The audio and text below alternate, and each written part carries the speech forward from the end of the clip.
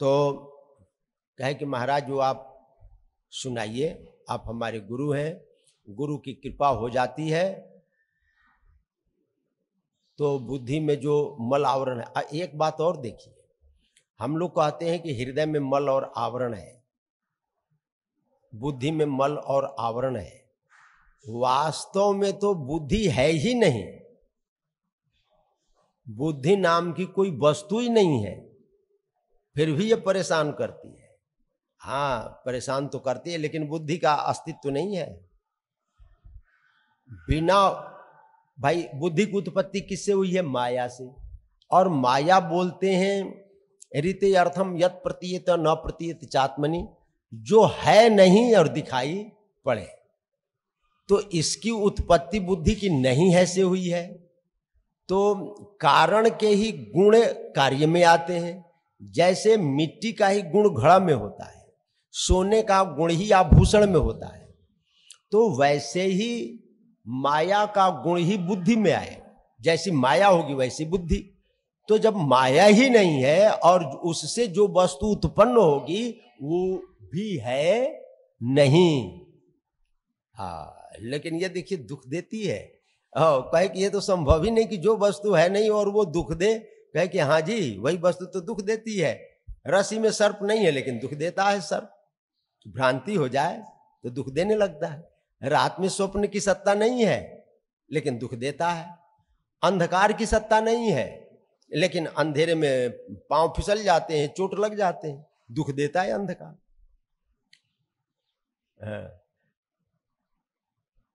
इसकी बुद्धि की ही निवृत्ति हो जाती है, या बुद्धि कुंठित हो गई, समाप्त हो गई। तो वैकुंठम योग जो प्राप्त हो जाती है, जिसके ऊपर गुरु की कृपा हो जाए। वो लाइट जला देता है, प्रकाश फैला देता है। कहे कि ठीक है महाराज,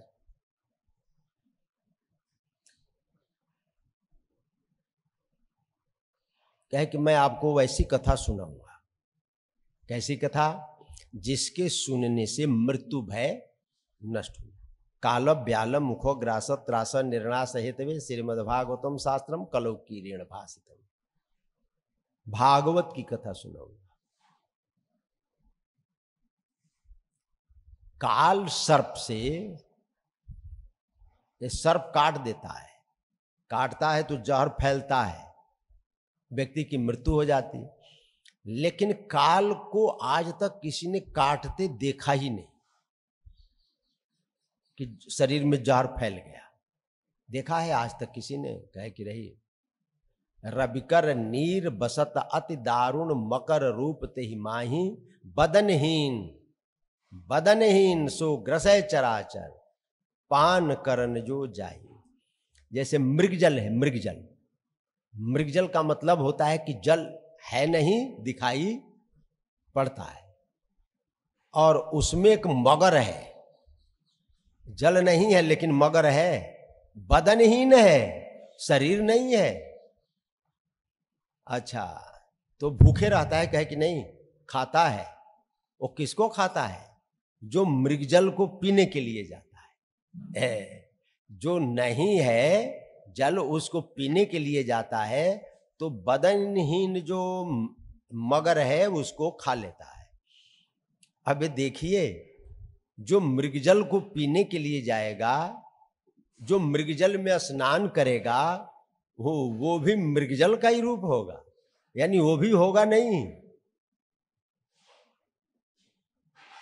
जो रात में नदी में गया स्नान करने के लिए, तो नदी में स्थित एक मगर है, वो उसको पकड़ लेता है, खा जाता है। तो देखिए, जो सरोवर है वो भी स्वप्न का है, और जो जल है वो भी स्वप्न का है, और जो उसमें मगर है वो भी स्वप्न का है, और जो जल पान करने के लिए गया है वो भी स्वप्न का है। हाँ, ये सब स्वप्न के ही है। स्वप्न का मृग और स्वप्न का पुरुष, और उसको खा गया, बाल भोग कर लिया, पेट भर लिया अपना। अब है कुछ नहीं। दिखाई तो सब पड़ा, लेकिन कुछ है नहीं। वैसे ये संसार है।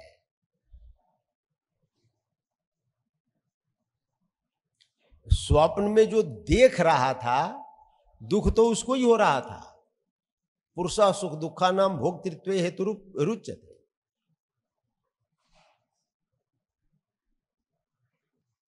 जो देख रहा था दुख तो उसी को हुआ। वो जो सपने में खा रहा है मगर जिसको खा रहा है उसको दुख हो या ना हो, लेकिन जो देख रहा है उसी को दुख होता है कि हमको खा रहा है और वो सोया है।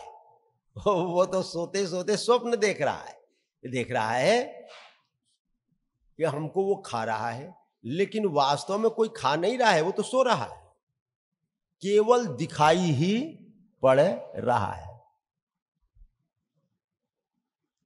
सत्य यही है, लेकिन दुख होता है, बिना हुए ही दुख होता है। वो कार्य रूप में परिणत नहीं हुआ है, केवल दिखाई पड़ा है। तो ये जो काल है ये दिखता नहीं है और खाता सबको है। किसी को आज तक ये छोड़ा नहीं। अच्छा ये देखिए, जिसको खा रहा है वो भी नहीं है। हाँ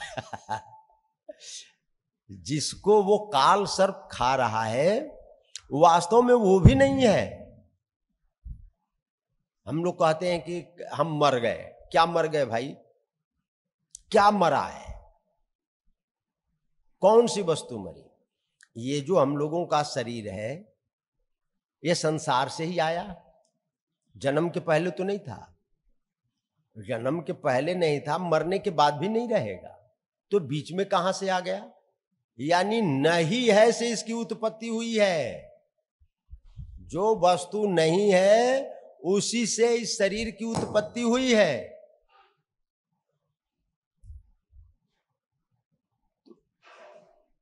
एक क्या कौन खाया इसको भाई? अजो नित्य शाश्वतोयम पुराणो न हन्यते हन्यमाने शरीरे। जो आत्मा है वो तो अजन्मा है, नित्य है, शाश्वत है, उसको तो कोई खा ही नहीं सकता है। नैनम छिन्दन्ति शस्त्राणि नैनम दहति पावकः न चैनम क्लेदयन्ति आपो न शोषयति मारुतः। गीता 2:23। उसको शस्त्र काट नहीं सकते हैं, उसको आग जला नहीं सकता, वायु सुखा नहीं सकता, जल गीला नहीं कर सकता। हो अच्छेद्यो यमद्याह्यो यमक्लिद्यो सुसेवच नित्य सर्वगत स्थाणु रचलो यम सनातन। गीता 2:24। वो तो अव्यक्त तत्व है। अव्यक्तो यम चिंतो यम विकार्यो यमुच्यते। वो तो अव्यक्त है, अचिंत्य है।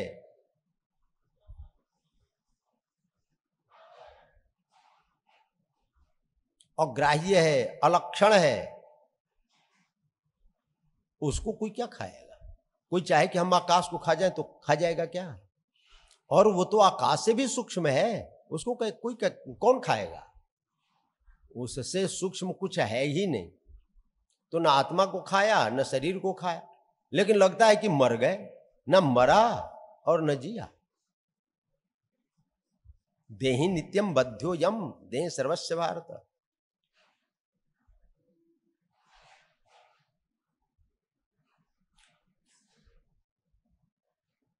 तो एक काल ऐसा है, काल अव्याल मुखोग्रास।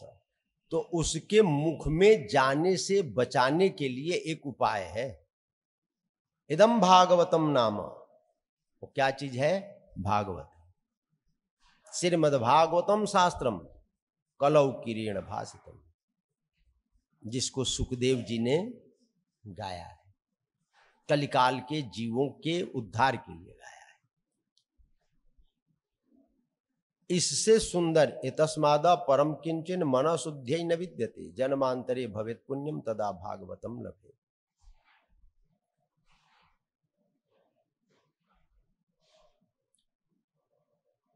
इससे अंतःकरण की शुद्धि के लिए कोई दूसरा सुंदर उपाय नहीं। यानी भागवत सबसे सुंदर उपाय है मन शुद्धि के लिए, कोई दूसरा उपाय नहीं। लेकिन इसकी प्राप्ति होती है, भागवत की प्राप्ति होती है जन्म जन्मांतर के पुण्य संचित होने पर। ये ज्ञान है। भागवत क्या चीज है? ज्ञान है। हम ज्ञान स्वरूप हैं, लेकिन अज्ञान स्वरूप बुद्धि के संयोग से हम अपने आप को बुद्धि के धर्म वाला मान लिए, और उस बुद्धि के धर्म के निवृत्ति के लिए ये ज्ञान ही है। जब ज्ञान का प्रकाश फैलता है, चारों ओर आलोकित हो जाता है, तो फिर वस्तु तत्व का साक्षात्कार हो जाता है, दिखाई पड़ने लगता है।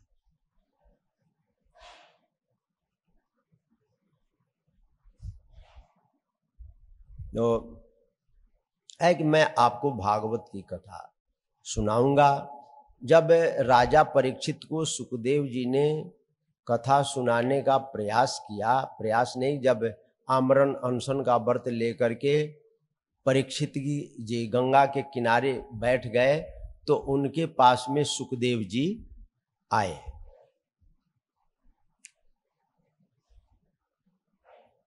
परीक्षिते कथा वक्तुम सभायाम संस्थिते सुखे सुधा कुंभम गृहीत्वैव देवास्तत्र समागमन। तो वहां सब के सब देवता लोग अमृत का कलश लेकर के आए, और एवं विनिमय जाते सुधा राज्ञा प्रपीयतम प्रपाश्यामो वयम सर्वे श्रीमद्भागवतामृतम। और उन्होंने सुखदेव जी के सामने एक विनिमय का प्रस्ताव दिया कि ये राजा परीक्षित को पिला दीजिए, राजा परीक्षित अमर हो जाएंगे और इसके बदले आप हमको भागवत की कथा सुना दीजिए। तो अभक्तांस्तांस विज्ञाय न ददौसौ कथामृतम, उनको अभक्त जान करके ये कथा नहीं दिया।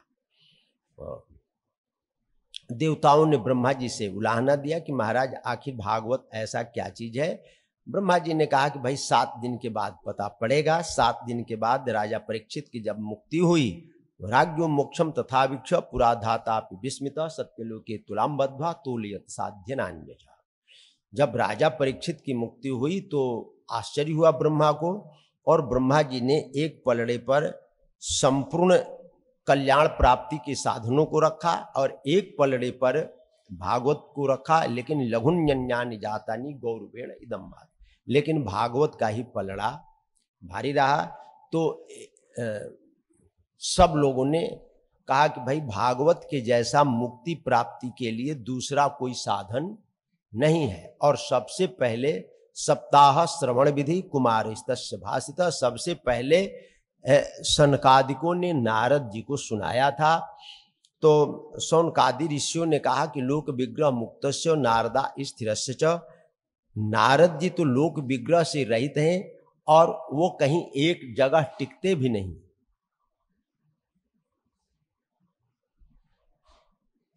उनको दक्ष ने शाप दे दिया था ना, तस्मात् लोकेषु ते मूढ़ न भवेत् भ्रमतः पदम, तुम एक जगह कहीं रुकोगे ही नहीं, चलते ही रहोगे। तो ऐसे स्थिति में एक जगह वो कथा कैसे बैठ करके सुने। कहे कि एक बार की बात है कि चारों भाई सनकादि के एकदा ही विशालायाम चत्वार ऋषियोमलाः, चारों निर्मल ऋषि बद्रिक आश्रम में सत्संग करने के लिए आए। ददृशुस्तत्र नारदम, वहां नारद को देखा, खिन्न मानस देखा, तो पूछ दिया नारद जी आप कहाँ से आ रहे हैं, कहाँ जा रहे हैं। इदानीम शून्य चित्तोसी गतवित्तो यथा जन, अभी ऐसा प्रतीत हो रहा है कि किसी कृपण का धन छिन गया है। आपका कौन सा धन छिन गया, आप बड़े चिंतातुर हैं, खिन्न मानस हैं, क्या बात है, विस्तार के साथ बतलाइए। नारद जी ने कहा कि मैं तीर्थाटन करने के लिए गया, हरिक्षेत्रम कुरुक्षेत्रम श्रीरंगम सेतु बंधनम, गंगा गया काशी गोदावरी हरिहर कुरुक्षेत्र आदि तीर्थों में मैं भ्रमण करते करते और एवं पश्चन कलेर्दोषान पर्यटन नवनिमहम, कलिकाल के दोषों को देखता हुआ भ्रमण कर रहा था। यामुनम तटमापन्नो यत्र लीला हरेर्भूत। तो जहां पर भगवान श्री कृष्ण ने जमुना के किनारे इस ब्रजमंडल में लीला किया था, मैं वहां पहुंच गया। तत्राश्चर्यम मया दृष्टम, वहां पर मैंने एक आश्चर्य देखा। क्या आश्चर्य देखा? कि एक तरुणी थी, उसके पास 2 मनुष्य थे जो मूर्छित अवस्था में पड़े हुए थे। बहुत सी स्त्रियां उसकी सेवा कर रही थी। मैं जा रहा था तो उस युवती ने मुझे रोका। भो साधु क्षणम तिष्ठ, महात्मा जी थोड़ी ठहरिए, मत चिंता मुपिनाशिय, मेरी चिंता को दूर कीजिए। तो मैं उसके पास पहुंच गया। बद देवी सविस्तारम, देवी विस्तार के साथ बोलो, स्वस्थ दुख से कारण, अपने दुख का कारण। तुम कौन हो? काशी तुम का विमौचे मां नार्य का पद्मलोचना। ये दोनों पुरुष कौन है? ये स्त्रियां कौन है? तुम कौन हो? तुम्हारे पिता कौन है? तुम्हारी माँ कौन है? तुम कहाँ से आई हो? पूरा परिचय दो। तो उसने कहा कि अहम भक्ति रीति ख्याता इमौ में तनयौ मतो ज्ञान वैराग्य नामानो काल योगे न जर्जरौ। मेरा नाम भक्ति है और ये जो वृद्ध पुरुष हैं ये दोनों मेरे पुत्र हैं, ज्ञान और वैराग्य। मेरी उत्पत्ति उत्पन्न द्रमणेशाहम वृद्धिम कर्नाटके गता क्वचिन क्वचिन महाराष्ट्र गुर्जरे जीर्णताम गता। मेरी उत्पत्ति द्रविड़ देश में हुई, दक्षिण भारत में हुई, कर्नाटक में मेरा पोषण हुआ, महाराष्ट्र में मैं वृद्धि को प्राप्त हुई और गुर्जरी जीर्णताम गता। अब गुजरात में आई तो मैं बुढ़ी हो गई। लेकिन ये धन्य है वृंदावन, वृंदावनम पुनः प्राप्य नवीनेव स्वरूपिणी जाता हम युवती सम्यक पृष्ठ रूपा तु सांप्रतम। ये मैं जब वृंदावन में आई तो मैं तो हो गई तरुण और ये मेरे जो दोनों बालक हैं इनकी मूर्छा दूर नहीं हुई। नारद जी ने कहा कि देवी इसमें किसी का दोष नहीं है। शृणुस्वा बहिते बाले युगोयम दारुणा कली तेन अलुप्त सदाचारो योग मार्ग स्तपांसी च। ये कलिकाल है, कलिकाल में योग मार्ग लुप्त हो गया, ज्ञान मार्ग लुप्त हो गया, वैराग्य मार्ग लुप्त हो गया। वर्षे वर्षे क्रमा जाता मंगलम नापि दृश्यते। धीरे धीरे इस संसार में मंगल दिखाई नहीं पड़ेगा, लाभ समाप्त हो जाएगा।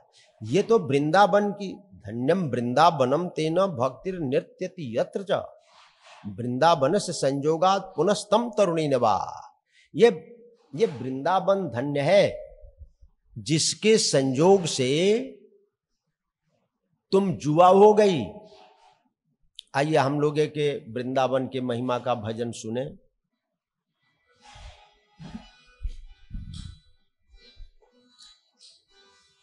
लगत वृंदावन नीको आली मोहे,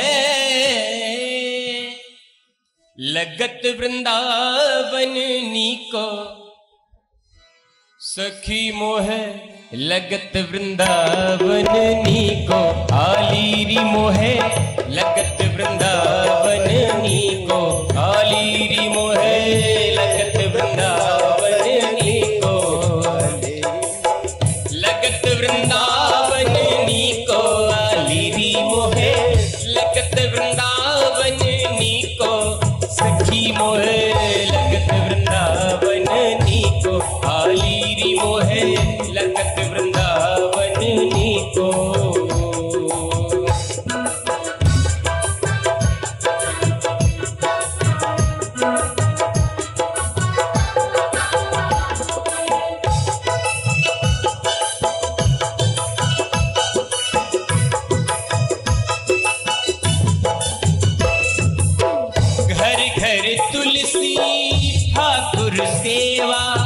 घर घर तुलसी ठाकुर सेवा, भोजन दूध दही को आली मोहे, भोजन दूध दही को आली री मोहे, लगत वृंदावन नीको आली री मोहे, लगत वृंदावन नीको।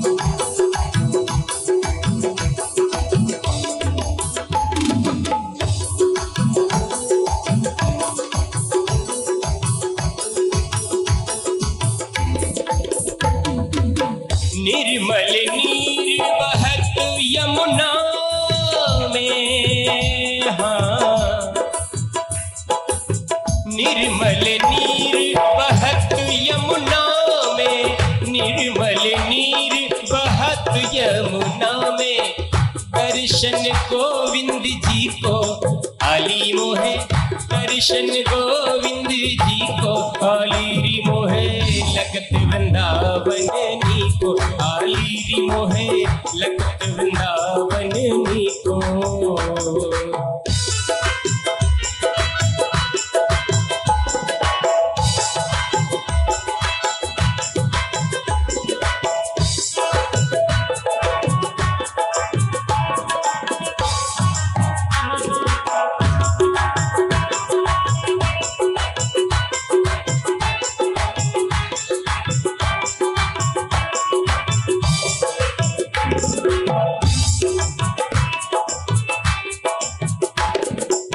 कुंजन कुंजन धीरथ राधिका, राधिका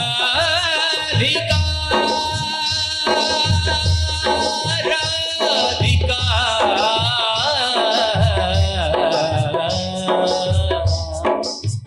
कुंजन कुंजन धीरथ राधिका, कुंजन कुंजन धीरथ राधिका, शब्द सुनत मुरली को आली मोहे, शब्द सुनत मुरली को आली मोहे, लगत वृंदावन नी को आली मोहे, लगत वृंदावन नी को आली मोहे, लगत वृंदावन नी को।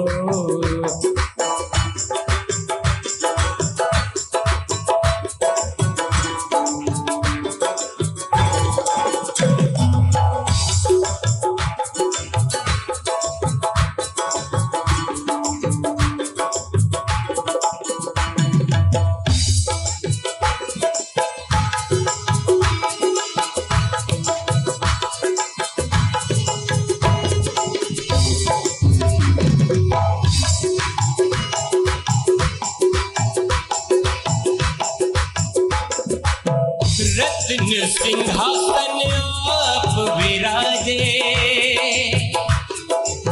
रत्न सिंहासन आप विराजे, आप विराजे, आप विराजे, मुकुट धरे बरनी को आली मोहे, मुकुट धरे बरनी को आली मोहे, लगत वृंदावन नी को आली मोहे, लगत वृंदावन नी को आली मोहे, लगत वृंदावन नी को।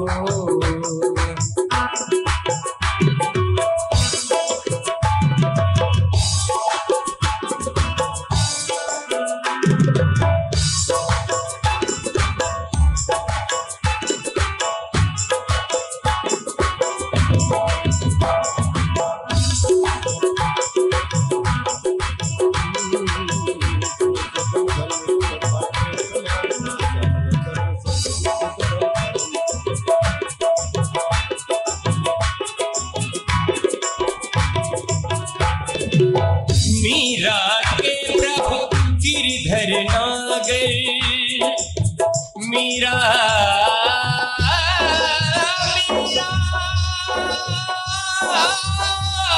मीरा मीरा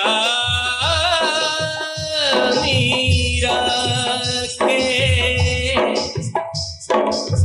मीरा के प्रभु गिरधर नागर, मीरा के प्रभु गिरधर नागर, मीरा के प्रभु गिरधर नागर, गिरधर नागर, भजन बिना नर पीको, भजन बिना नर पीको आली मोहे, लगत वृंदावन नी को आली मोहे, लगत वृंदावन नी को आली मोहे, लगत वृंदावन नी को,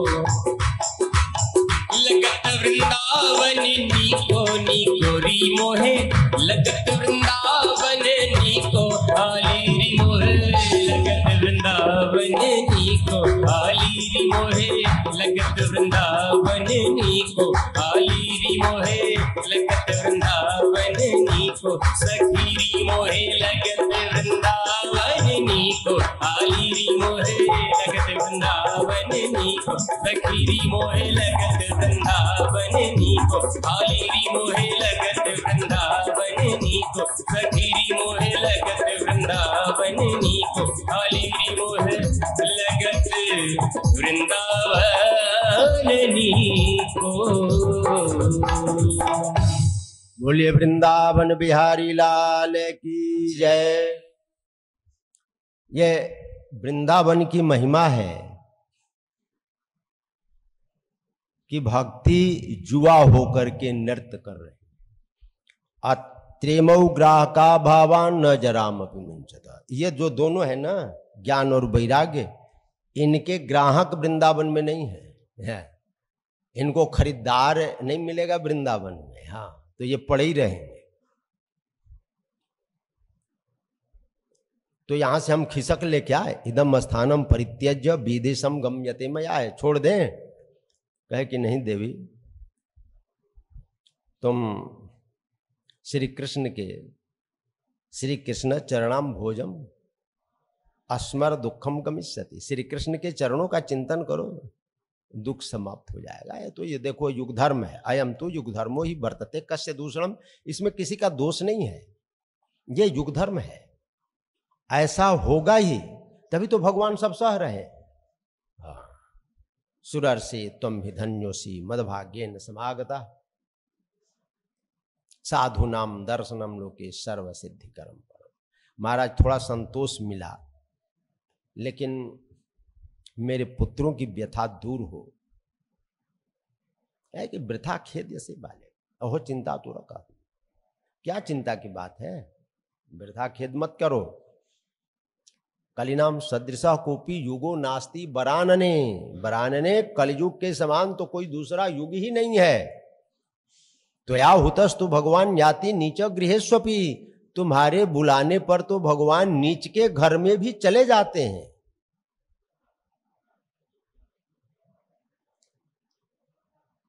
इनका दुख महाराज कैसे दूर होगा। तयोर्बोधन मारे भी समाग्रे न विमर्दयन। तो ज्ञान वैराग्य को जगाने के लिए हिलाए डुलाए, लेकिन उनकी मूर्छा दूर नहीं हुई। ज्ञान अप्रबुद्धताम शीघ्रम रे वैराग्य प्रबुद्धताम। चिल्लाया भी, उठो वैराग्य, उठो ज्ञान, लेकिन मूर्छा दूर नहीं हुई। तो वेद वेदांत घोषैष गीता पाठेर मुहुर्मुहु। फिर उसके कान में वेद का पाठ किया, वेदांत का पाठ किया, गीता का पाठ किया, लेकिन फिर भी मूर्छा दूर नहीं हुई।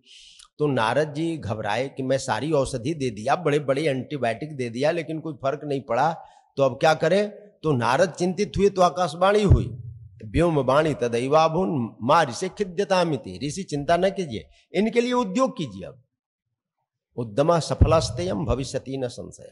आप उद्योग कीजिएगा तो आपका उद्योग निष्फल नहीं जाएगा। यानी व्यक्ति उद्योग करे, उद्योगहीन न हो जाए, और उद्योग करेगा तो सफलता जरूर मिलेगी ही। इनके लिए सत्कर्म कीजिए। और सत्कर्म क्या है, कोई संत बतलाएंगे। तो नारद जी संतों की खोज में निकल पड़े, और खोजते खोजते खोजते वो चारों ओर ढूंढे फिरे, कोई नहीं मिला। तो कहे कि अब चलो बद्रिका आश्रम में अब तप करेंगे, तप से सारी सिद्धि प्राप्त होती है।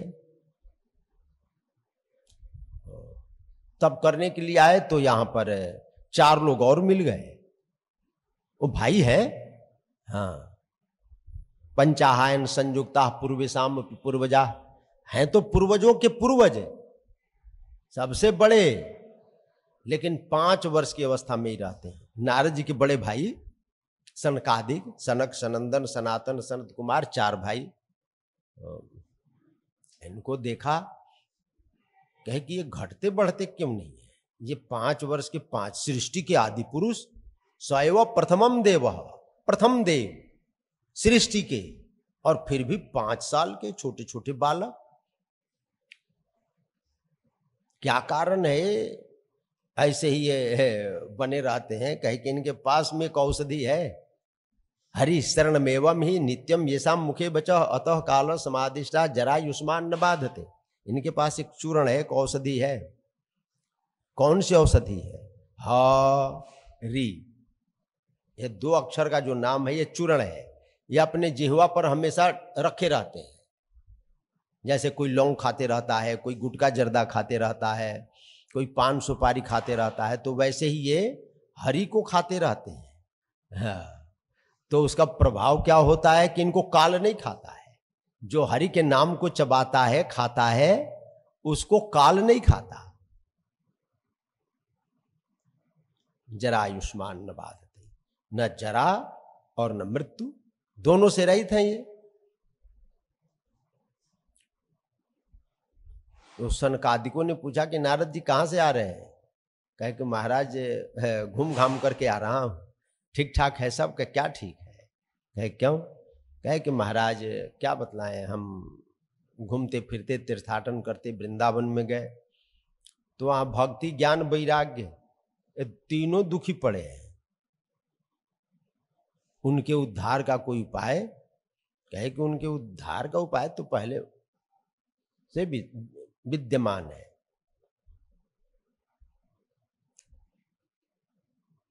मां चिंताम कुरुदेवर से हर्षम चित्ते समाव उपाय सुख साध्योत्र। उपाय है, पहले से विद्यमान है, बड़ा सुख साध्य है। कौन सा उपाय है महाराज? उपाय जानना चाहते हैं? ये भागवत की कथा सुना दीजिए उन्हें। इदम भागवतम नाम पुराणम ब्रह्म संहितम भक्ति ज्ञान विरागाणाम स्थापनाय प्रकाशितम। ये भागवत की कथा है। ये भक्ति ज्ञान वैराग्य के प्रकाशन के लिए ही प्रकट हुआ है। ये सत्कर्म यही है। सत्कर्म सूचको नूनम ज्ञान यज्ञ स्मृतो बुद्धे श्रीमद् भागवतालाप सतु गीता सुखादि भी। जो ज्ञान यज्ञ कहा गया है वो भागवत ही है, ज्ञान यज्ञ दूसरा नहीं है। अच्छा जी, तो हमने तो बड़ा उद्योग किया उनके लिए, लेकिन फिर भी सफलता हमें नहीं मिली। उनकी मूर्छा तंद्रा दूर नहीं हुई। वेद पाठ किया, उपनिषद पाठ किया, वेदांत पाठ किया, गीता पाठ किया, सब सुनाया उनको, लेकिन कोई फर्क नहीं पड़ा। इससे फर्क पड़ जाएगा, कहे कि हाँ वेदोपनिषदाम सारा जाता भागवती कथा अत्युत्तमा ततो भांति पृथक भूता फलाकृति। जैसे फल है, फल की उत्पत्ति वृक्ष से होती है, लेकिन जो फल में माधुर्य रस है, मिठास है, वो वृक्ष में नहीं है। जैसे घी की उत्पत्ति दूध से होती है, तो घृत में जो ताकत है, माधुर्य है, वो दूध में नहीं है। शर्करा, चीनी की उत्पत्ति गन्ने से होती है, लेकिन चीनी में जो मिठास है वो गन्ने में नहीं है। वैसे ही ये जो भागवत है वेद और उपनिषद का पक्व फल है। तो इसके बारे में कहना ही क्या है, कथा सुना दीजिए, काम पूरा हो जाएगा।